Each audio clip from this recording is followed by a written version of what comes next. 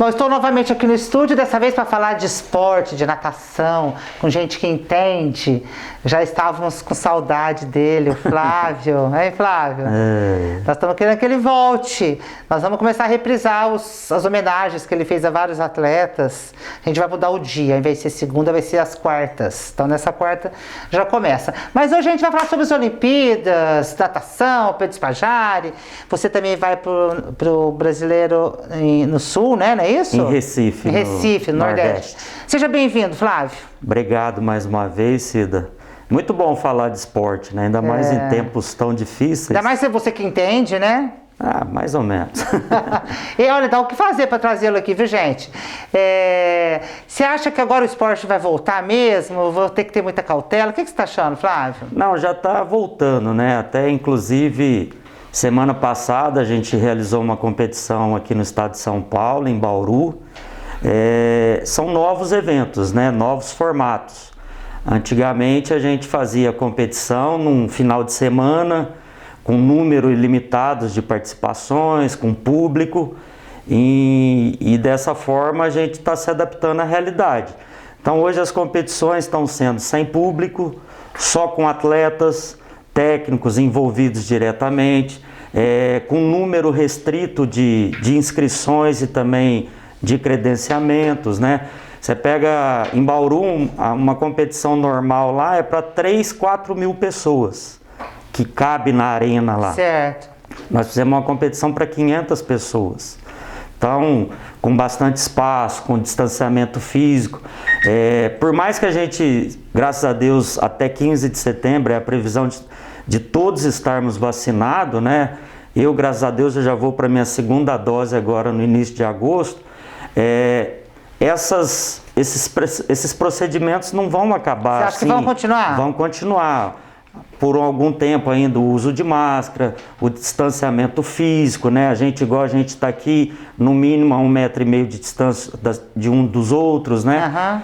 Uhum. Na minha modalidade, né, o que a gente trabalha, que é os esportes aquáticos, no caso a natação, a gente tem um benefício a nosso favor, que é a água com cloro. Isso que eu ia te perguntar, tem gente que fala que a natação, nesse ponto, ela favorece, Ela favorece porque o cloro, o cloro que tem na água, ali o vírus não sobrevive. Uhum. Só que nós temos o entorno da piscina, as pessoas, as superfícies, né, nos vestiários, então tudo isso tem que se levar em consideração e tomar um procedimento. Por exemplo, a competição nossa terminou domingo passado e as equipes são obrigadas pelo protocolo notificar qualquer caso.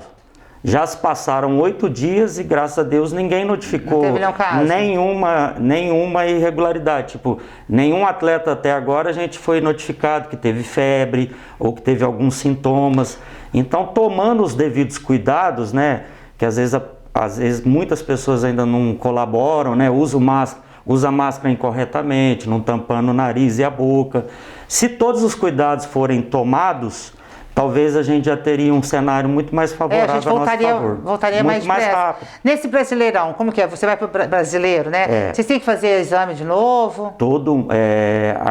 Lá em Pernambuco não é exigido o PCR, né? Quando eu fui para a seletiva, eu tive que fazer um teste aqui na saída e um teste quando eu cheguei no... A seletiva para as Olimpíadas, Para as Olimpíadas, em abril. Agora lá em Recife, a gente tem que preencher uns protocolos, né, que é o mesmo que tem aqui no estado de São Paulo também. Se comprometendo. Você não pode falar mentira. Se teve algum sintoma, se você teve contato com alguma pessoa que você sabe que testou positivo. E se você responder um sim ali, você está fora, você não pode ir. Teve alguém da natação que teve Covid, que deu problema maior? Tem algum histórico assim? Não? A gente teve casos de atletas que se contaminaram. Eu tive conhecimento de apenas uma atleta que faleceu, infelizmente, no final do ano passado, uma atleta de 14 anos, só que ela teve a contaminação não em competição, né, na cidade dela. Ela teve que ser internada, ela deixou de participar de uma competição. Aí quando ela estava com a liberação médica, ela participou de uma competição. E quando ela voltou, infelizmente, ela teve complicações, né? Porque o Covid ele termina o período de transmissão e coisa, mas as sequelas em algumas pessoas continuam. Às vezes a sequela é muito pior do que... Muito piores. A gente conhece aí várias pessoas que no período que teve contaminada, passou-se mais ou menos, depois teve problema. Morreu por insuficiência respiratória, por insuficiência cardíaca. Infelizmente é um vírus que mexe com todo um organismo. Bom, vamos falar de esporte então. Vamos falar agora das Olimpíadas. Você está torcendo? Como é que tá? Bom, acaba que a gente torce para todo mundo, né? Nas competições, como árbitro, a gente está ali de uma forma neutra, buscando com que todos os atletas tenham a igualdade de condições e que ninguém leve vantagem sobre o outro adversário usando alguma coisa que não é permitido na regra. Mas depois que os atletas se classificam, a gente torce para o sucesso de todo mundo. Nós, por exemplo, na natação, a gente não está lá para desclassificar ninguém. A gente, se possível, eu torço para que eu entre numa competição e saia sem ter que notificar nenhuma irregularidade. Você acha que está tendo alguma irregularidade? Não. Na Olimpíada já teve 2 fases. Teve um caso que até ele se surpreendeu, o nadador. Ele é de que país? Que ele ficou assim e ele ganhou medalha de ouro? Então, na Olimpíada nós tivemos já 2 casos. Um foi um empate que depois, olhando as imagens, né, claramente uma nadadora chegou muito na frente da outra. Isso acontece porque o equipamento eletrônico tem falhas. Daria para ter sido corrigido. E ontem também saiu um vídeo, aí foi veiculado um vídeo que o atleta, na hora que ele vai fazer a virada da prova, né, ele segura a raia e traciona a raia, o que não é permitido. Ele não deu impulso. O impulso tem que ser dado com o pé. Ele pode encostar na raia, mas ele não pode puxar a raia para ganhar velocidade na virada. E o atleta, nitidamente na imagem, ele segura, é o que a gente chama de tração. Ele traciona a raia e faz a virada. Nenhum brasileiro? Não era nadador brasileiro. E essa irregularidade foi revista pelo VAR e o atleta foi desclassificado. Então, erros acontecem no futebol, na natação, em vários esportes. Nós somos seres humanos e temos ali frações de segundo para tomar as decisões. E como que você está vendo a equipe brasileira? Olha, Cida, eu acho que assim, eu até vou roubar uma frase, entre aspas, do Cielo, que está comentando muito bem pelo Sport TV a natação, e o atleta, não existe a derrota, igual, por exemplo, o revezamento não ganhou, mas eles não perderam. Eles deram o máximo que eles podiam dar naquele momento ali e conseguiram ficar em 8º lugar. E muitos queriam estar lá e não conseguiram. Eles são um dos 8 melhores revezamentos do mundo. Agora, pela estrutura que nós temos aqui no Brasil... os atletas fazem milagre. Fazem milagre. É muito diferente o investimento que se tem num atleta no Brasil do que um investimento que se tem num atleta nos Estados Unidos, na Grã-Bretanha, na França, em outros países. Então o processo deles é muito diferente. E essa Olimpíada em especial está tendo uma diferenciação muito grande para os atletas. Por que Teve atletas que não pararam de treinar porque os países deles não sofreram tanto com a pandemia. Outros ficaram trancados dentro de casa, treinando em varanda. Como no caso do Brasil? No caso do Brasil. Então, isso foi muito heterogêneo no mundo. E, de certa forma, isso faz a diferença. Tanto é que teve atleta que, até citaram ontem, um atleta que foi medalhista de ouro, que se a Olimpíada fosse o ano passado, ele nem lá estava. Ele conseguiu ir, porque foi um ano depois, ele evoluiu e acabou surpreendendo todo mundo ontem na raia 8, que é um tunisiano. É ele que eu estava me referindo. E ganhou, até ele se surpreendeu, né? E ganhou a medalha de ouro. Então isso acontece, entendeu? Ali é um momento que às vezes dá tudo certo para um, tudo errado para o outro, e é onde às vezes o que seria o provável vencedor acaba perdendo. Na ginástica olímpica a gente viu isso, né? Ontem mesmo a própria Kate Ledeck dos Estados Unidos, que é um fenômeno, né? Ganhou tudo que ela disputou, foi a primeira derrota dela em Jogos Olímpicos. E ela acabou perdendo para a australiana ontem a prova dela. Então, isso acontece. Por isso que dá emoção, né? Só quem compete pode ganhar ou perder. Então, qual que é a tua perspectiva com relação aos brasileiros? Bom, ontem... Vamos falar do Pedro Spajari também, né? Ontem eles nadaram um revezamento, né? Não foram bem na final, eles pioraram as suas marcas da manhã. O Pedro, tanto de manhã como à tarde, ele teve a segunda melhor parcial, só que somente o Marcelo Quereguini, que é aquele que fechou a prova, nadou por 47 segundos, abaixo dos 48. O Pedro, o Gabriel e o Breno nadaram na casa de 48. E ali na final, todos nós sabíamos que o revezamento que os 4 atletas não nadassem para 47, não chegaria nem perto do pódio, foi o que aconteceu.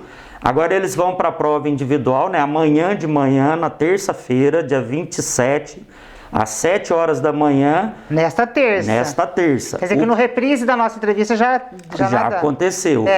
Ele vai fazer a eliminatória dos 100 metros nado livre, ele e o Gabriel. O Gabriel é o nadador que nadou na sequência do Pedro, certo. O terceiro atleta de ontem. Os dois vão disputar as eliminatórias em séries diferentes e vão brigar por 16 vagas.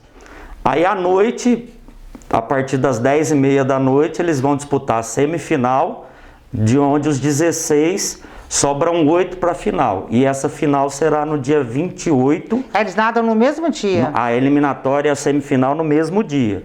E aí os 8 melhores dessa semifinal da noite de amanhã, dia 20, por volta de 22h30, os 8 melhores na quarta-feira, dia 28, se não me falha a memória ali, entre 11h30 da noite mais ou menos, fazem a final do 100 livre, que muito provavelmente o campeão olímpico deve ser o Khaled Dressel, que é o que abriu o revezamento ontem para os Estados Unidos, aí, ameaçando até o recorde mundial e olímpico dos 100 metros nado livre. Nossa, essa história de recorde é sem fim, né? É sem fim. Toda hora você está vendo a linha do recorde lá e o nadador naquela linha imaginária ali nadando. Estados Unidos ontem por pouco não bateu o recorde mundial do revezamento. Então vamos torcer, né, pelo Brasil, pelo Pedro Spajari. E agradecer o Flávio, que agora esse final de semana você vai estar entre a Olimpíada e o brasileiro, né? Isso, eu viajo amanhã, eu saio daqui amanhã de madrugada, 8 e pouco eu embarco em Campinas e fico lá até domingo. Então, só mais uma coisa, na Olimpíada não tem idade, né? Eu tô vendo assim, porque a gente tem aqui o Chico Piscina, que é infanto juvenil, tem o infantil, tem o júnior, que você disse, mas nas Olimpíadas não. A Olimpíada é uma categoria que a gente fala que é absoluto, a idade mínima, se eu não me engano, são 12 anos.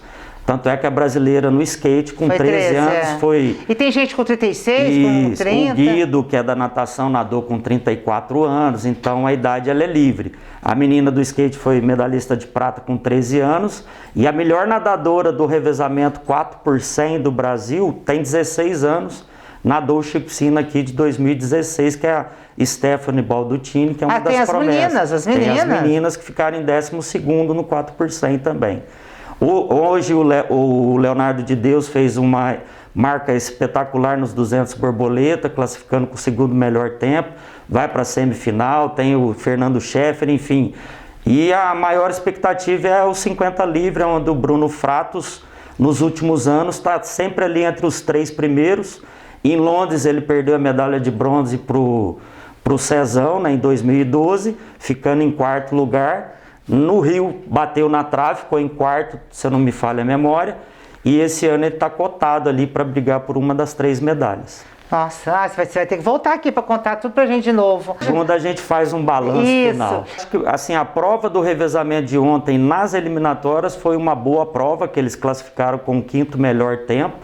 E uma curiosidade, né? Poucos sabem, o revezamento do Brasil é o único revezamento no mundo que os 4 atletas são do mesmo clube, que é do Pinheiros, em São Paulo. É treinado pelo mesmo técnico e isso aí é muito difícil de acontecer, né? Numa seleção, o mesmo clube colocar 4 atletas formando uma equipe para representar o Brasil. Então, a gente está muito bem representado por tudo aquilo que a gente passa aí no dia a dia dos atletas, né? Os seus treinamentos. Então, se o Brasil tivesse um pouquinho mais de apoio, de de profissionalismo ali por parte de investimento nos atletas, os resultados seriam outros. Bem melhores. São os heróis. São heróis. Então vamos torcer pelos nossos heróis do esporte. É isso, nunca é demais assistir esses meninos em ação. Obrigada. Até segunda, hein? Segunda a gente volta.